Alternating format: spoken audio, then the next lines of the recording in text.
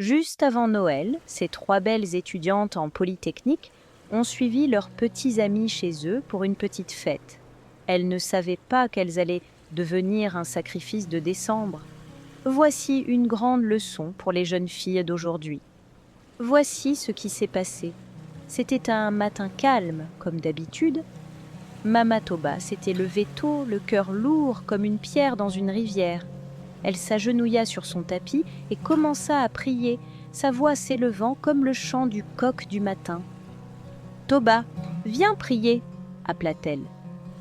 Toba, sa belle-fille, qui était en dernière année de Polytechnique, s'agenouilla à ses côtés. Après les prières, Mama Toba se tourna vers elle. Sa voix était tranchante et ferme, comme une mère poule protégeant ses poussins. « Toba, écoute-moi. Ne suis personne dehors aujourd'hui, peu importe ce qu'il arrive, dit-elle, ses yeux grands ouverts comme le ciel du matin. Mais maman, je ne... commença Toba. Mais Mama Toba l'interrompit. Ne discute pas avec moi, tu m'entends ? Ne suis personne dehors aujourd'hui, peu importe s'ils te supplient ou te promettent le ciel et la terre, dis non, répéta Mama Toba, sa voix montant comme un tambour dans la place du village. Toba hocha la tête, bougeant comme un lézard sur une pierre chaude. « Je ne le ferai pas, maman, » promit-elle. Mais son esprit était déjà ailleurs. La matinée s'écoula avec les corvées habituelles. Une fois celle-ci terminée, Toba s'habilla soigneusement dans ses vêtements propres. Elle attacha son foulard avec soin, fit un signe de la main à sa mère pour lui dire au revoir et sortit sous le soleil éclatant. Ses pas étaient rapides et légers, comme un oiseau sautillant vers la liberté. À l'école, Toba retrouva ses deux meilleures amies, Amma et Ad Doja. Elles se démarquaient comme des pans dans une troupe de poules, vêtues comme si elles se rendaient à un grand festival. Amma portait une robe éclatante, tandis que la jupe d'Ad Doja brillait comme les étoiles. « Toba, tu es resplendissante ce matin, » dit Amma en riant. « Oui, fraîche comme la rosée du matin, » ajouta Ad Doja, son sourire aussi large qu'un fleuve. Les trois amies restèrent ensemble, riant et discutant, inconscientes que la journée était sur le point de prendre une tournure plus sombre que le fond d'un pot en terre cuite. « Tu as entendu ?» demanda Amma, ses yeux brillants comme le soleil sur l'eau. « Les cours ont été annulés jusqu'à l'année prochaine. » « Ah, donc mon transport pour aujourd'hui est gaspillé, » soupira Toba en secouant la tête. « Ne fais pas attention, » répondit Ad Doja avec un sourire. « Mais ne t'inquiète pas, nous n'allons pas laisser cette journée se perdre. » Les sourcils de Toba se froncèrent. « Qu'est-ce que tu veux dire ?»« Nous allons à une fête, » annonça Amma, frappant ses mains ensemble avec excitation. « Une petite fête, rien de sérieux. Viens avec nous, Toba. » Toba se figea, l'avertissement de sa mère résonnant dans sa tête comme le son d'un gong d'avertissement. « Je ne peux pas, » dit-elle en secouant la tête. « Je dois étudier, je ne peux pas perdre mon temps. » Amma roula les yeux et Ad Doja se pencha vers elle, sa voix douce et taquine. « Ce n'est qu'une petite fête, Toba, aucun mal ne viendra. Viens, on va juste danser, manger et revenir. Ne sois pas ennuyeuse. » « Non, je ne peux pas, » commença Toba, mais ses amis l'interrompirent. « Ah, Toba, es-tu devenue une grand-mère maintenant ?»« Vise un peu, » dit Amma en riant. « D'accord, d'accord, » finit par céder Toba, sa voix basse comme un tambour battu, mais seulement pour un petit moment. Peu de temps après, le son de la musique forte emplit l'air. Dani, le petit ami d'Ad Doja, arriva dans une voiture brillante, la musique résonnant comme un tonnerre. Raji et Fadji, ses amis, étaient avec lui, leurs sourires larges et confiants. « Allons-y les filles !» cria Dani, sa voix pleine d'excitation. Les filles montèrent dans la voiture, leurs rires s'élevant comme des oiseaux dans le ciel. Toba, assise tranquillement, ressentit une certaine inquiétude, mais la joie de ses amis était contagieuse. La voiture accéléra, la musique forte et l'ambiance joyeuse alors qu'ils se dirigeaient vers ce qu'il pensait être une nuit de plaisir. La maison était pleine de vie, la musique résonnant comme le battement des tambours pendant un festival. Les rires et les acclamations remplissaient l'air alors que les gens dansaient par paires, leurs corps se balançant comme des arbres dans le vent. Toba, timide au début, se retrouva bientôt à danser avec Faji, tandis qu'Amma était avec Raji et Ad-Doja avec Dani. Les amis riaient et dansaient, leur joie débordant comme du vin de palme dans une calebasse pleine. Après un moment, Dani frappa dans ses mains pour attirer l'attention de tout le monde. « Mes amis, il est temps pour une surprise spéciale. J'ai préparé quelque chose juste pour nous, » dit-il avec un sourire qui n'atteignait pas ses yeux. L'excitation parcourut le groupe alors que Dani les conduisit à l'extérieur. Les filles, curieuses et rieuses, le suivirent alors qu'il les emmenait dans un hôtel voisin. La table était déjà dressée avec des assiettes de nourriture fumante et des bouteilles de boissons brillantes sous la lumière douce. « Mangez, mes reines !» dit Dani avec un geste théâtral, tirant les chaises pour les filles. Les filles mangèrent et burent, leur rire résonnant dans la pièce comme la mélodie d'une chanson joyeuse. Pendant ce temps, au loin, Mama Toba était assise à son étal au marché, le cœur lourd comme un sac de pierre. « Toba aurait dû être rentrée à présent, » murmura-t-elle. Elle essaya de l'appeler, mais le téléphone sonna et sonna sans réponse. « Pourquoi ne décroche-t-elle pas ?» marmonna Mama Toba, ses paumes moites alors qu'elle composait à nouveau.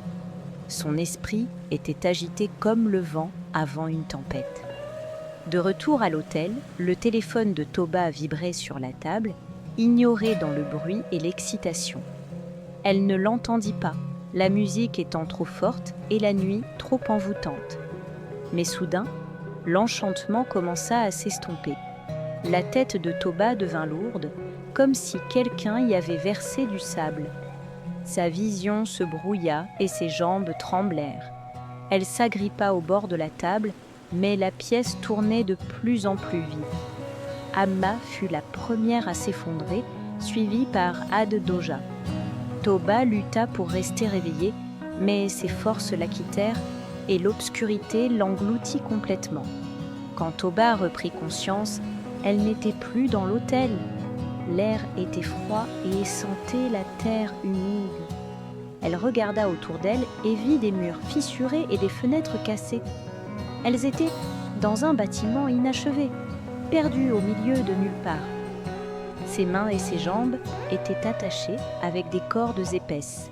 Elle tourna la tête et vit Amma et Ad-Doja à côté d'elle, également attachées et inconscientes. La peur s'empara de son cœur comme les griffes d'une bête sauvage. « Où sommes-nous » murmura-t-elle, sa voix tremblante comme des feuilles dans la brise d'harmattan. « Réveillez-vous » chuchota Toba avec insistance, donnant des coups de coude à ses amis. Sa voix tremblait comme des feuilles sèches dans le vent de l'harmattan.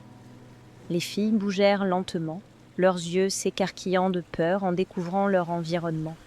Devant elles se tenaient Dani, Raji et Faji, leurs visages, autrefois joyeux, remplacés par des regards froids et sans émotion. Derrière eux, un vieil homme émergea de l'ombre, sa présence remplissant la pièce comme une fumée oppressante. Il tenait des couteaux de différentes formes et tailles, leurs lames scintillant dans la lumière tamisée. À côté de lui, une calebasse vide mais prête à être remplie. « Ne criez pas » prévint Dani, sa voix basse et dangereuse. Toba et ses amis commencèrent à pleurer, leurs larmes tombant comme la pluie alors qu'elles imploraient leur pitié. Mais les hommes restèrent de marbre. Les yeux du vieil homme brûlaient comme du feu alors qu'il s'approchait, l'air chargé de promesses de mal. La pièce était silencieuse, à l'exception du bruit d'une goutte d'eau tombant du plafond. Le vieil homme se tenait droit, ses yeux aussi aiguisés que la lame d'une machette de chasseur. « Choisissez un couteau » ordonna-t-il, tenant les armes brillantes devant elle. « Quiconque refuse sera fouetté jusqu'à ce que sa peau s'arrache comme de l'igname. » Toba et ses amis pleuraient encore plus fort, leurs sanglots remplissant l'espace vide. « S'il vous plaît, nous n'avons rien fait de mal !» supplia Amma, sa voix tremblante comme un oiseau effrayé. « Silence !» gronda le vieil homme, sa voix tonnant comme un orage. Il fit signe à Dany et à ses amis qui s'avancèrent avec des cordes en main. Les filles crièrent et se débattirent, mais les cordes les retenaient fermement. Le vieil homme sortit une petite bouteille noire remplie d'un liquide sombre et nauséabond. Il versa le contenu dans une coupe en bois et la tint devant les lèvres d'Ad-Doja. « Bois », ordonna-t-il, sa voix calme mais glaciale. Ad-Doja secoua la tête, ses lèvres tremblantes. « Non, s'il vous plaît !» implora-t-elle. Mais Dany lui attrapa la tête, forçant le liquide dans sa bouche.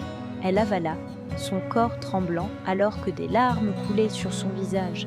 Quelques instants plus tard, le corps d'Ad-Doja se raidit, ses yeux grands ouverts de terreur. Elle s'effondra sur le sol, sans vie. Le vieil homme s'avança, levant un couteau tranchant. D'un mouvement rapide, il lui trancha la tête. Du sang coula dans la calebasse comme une rivière, et Dany et ses amis récitèrent des paroles étranges, leur voix se mêlant à celle du vieil homme. « Non, non !» hurla Toba, ses cris déchirant l'air comme une flûte brisée. « À la suivante !» dit le vieil homme, tournant son regard vers Toba. Ils forcèrent la coupe en bois à ses lèvres, mais Toba lutta de toutes ses forces. Le liquide amer brûla sa gorge, mais à chaque fois qu'il atteignait son estomac, elle le vomissait. Encore et encore, ils tentèrent, mais son corps rejetait le poison à chaque fois. « Elle est forte !» murmura le vieil homme, fronçant les sourcils. Il se tourna alors vers Amma, qui était trop faible pour se battre. Elle but la potion avec des mains tremblantes, son corps s'effondrant quelques instants plus tard. Le vieil homme ne perdit pas de temps et leva son couteau, tranchant sa tête. Du sang remplit à nouveau la calebasse, le liquide rouge reflétant la lumière vacillante d'une bougie. Le cœur de Toba se brisa comme un pot en terre cuite brisée. Ses larmes coulaient sans fin alors qu'elle voyait ses amis mourir devant ses yeux. « Pourquoi suis-je venue ici ?» murmura-t-elle, sa voix étranglée par le regret. « Forcez-la à nouveau !» ordonna le vieil homme. Dany et Fadji maintinrent Toba au sol, versant encore plus de liquide dans sa bouche.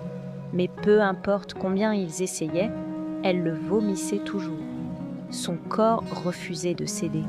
Le vieil homme finit par reculer, son visage dur comme une roche.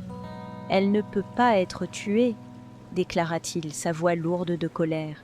« Elle sera rendue inutile à la place, qu'elle vive comme une coquille d'elle-même. » Le corps de Toba était faible à cause des coups.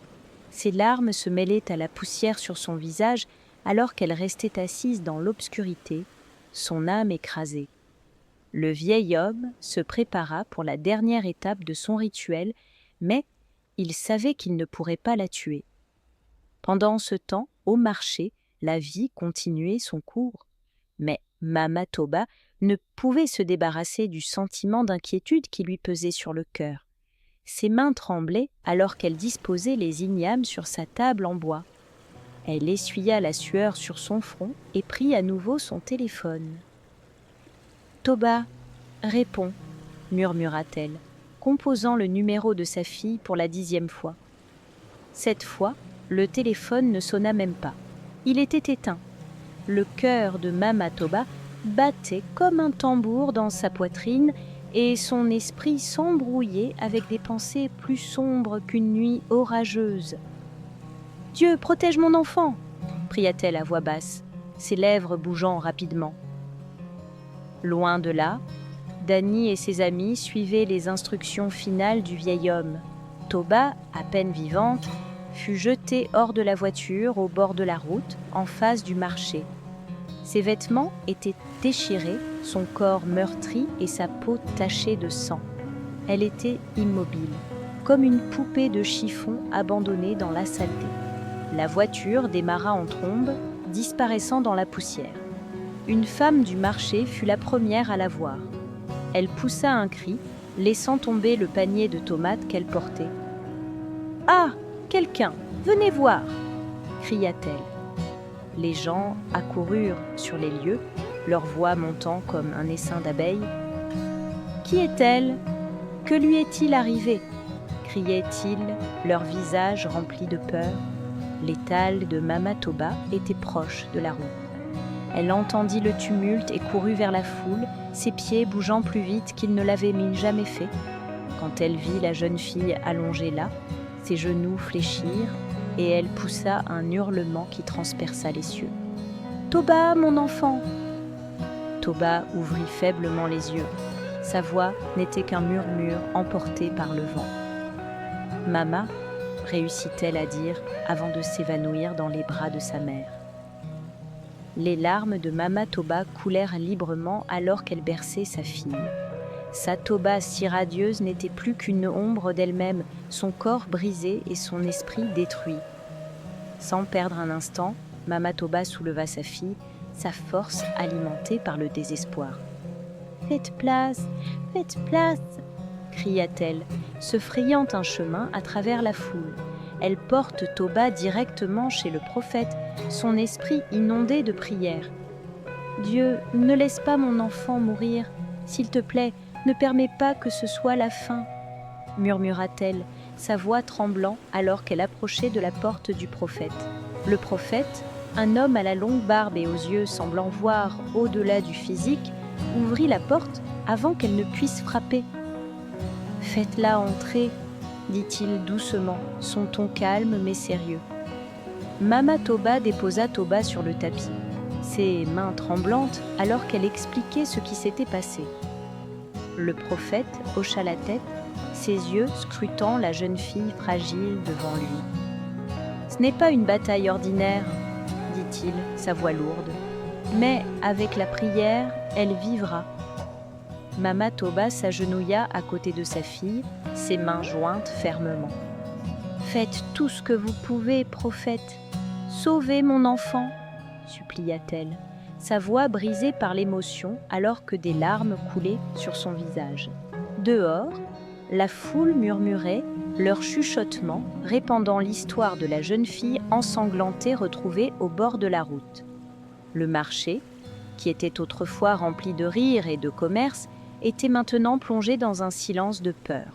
Pendant ce temps, quelque chose de plus terrible se produisait ailleurs. Après avoir abandonné Toba, la voiture de Dany et ses amis roulait à toute vitesse sur la route poussiéreuse. La musique résonnait alors qu'ils riaient, comme des hyènes après un festin. « Ce mois de décembre sera le meilleur de tous !» cria Dany, en tenant fermement le volant avec fierté. Raji s'appuya contre le siège, un sourire large sur son visage. « Nous aurons tout ce dont nous avons toujours rêvé, richesse, pouvoir, tout !» ajouta Faji, en hochant la tête tout en buvant à une bouteille. Mais leur célébration ne dura pas longtemps. À seulement 3 minutes du marché, la voiture prit un virage serré et, de nulle part, un énorme camion surgit devant eux comme un mur de malheur. L'accident fut soudain et brutal, comme un coup de tonnerre frappant la terre. La voiture se plia comme du papier et la musique s'éteignit pour toujours. Raji mourut sur le coup, son corps sans vie parmi les débris. Dany hurla de douleur alors que du sang coulait de ses jambes, désormais écrasées au-delà de toute réparation. Un de ses yeux avait disparu, laissant son visage défiguré. Faji gémissait, son bras sectionné, pendant mollement alors qu'il criait de douleur. La nouvelle de l'accident se répandit dans la ville comme une traînée de poudre. Les murmures se transformèrent en cris alors que les gens faisaient le lien. « C'est eux !» dit quelqu'un. « Les garçons qui ont abandonné cette fille au marché. Leurs actes maléfiques les ont rattrapés, » murmura un autre en secouant la tête. De retour à la maison du prophète, Toba reposait sur un tapis, sa respiration régulière mais faible. Mama Toba était assise à ses côtés, veillant sur elle tandis que le prophète priait et appliquait des herbes sur ses blessures. Lentement, Les yeux de Toba s'ouvrirent et elle commença à parler d'une voix brisée, comme un oiseau à l'aile blessée. « Ils les ont tués », murmura-t-elle, les larmes coulant sur ses joues. « Amma et Ad-Doja, ils leur ont coupé la tête. J'aurais dû t'écouter, Mama. » Le cœur de Mama Toba se brisa en entendant les paroles terrifiantes de sa fille. Elle serra Toba dans ses bras, ses propres larmes se mêlant à celles de sa fille. Le prophète posa une main sur le front de Toba et parla doucement. Sa guérison sera lente, mais elle vivra. Les cicatrices de l'âme pourraient ne jamais disparaître, mais elle est forte. Pendant ce temps, la ville était en effervescence avec l'histoire de l'accident et de la survie miraculeuse de Toba.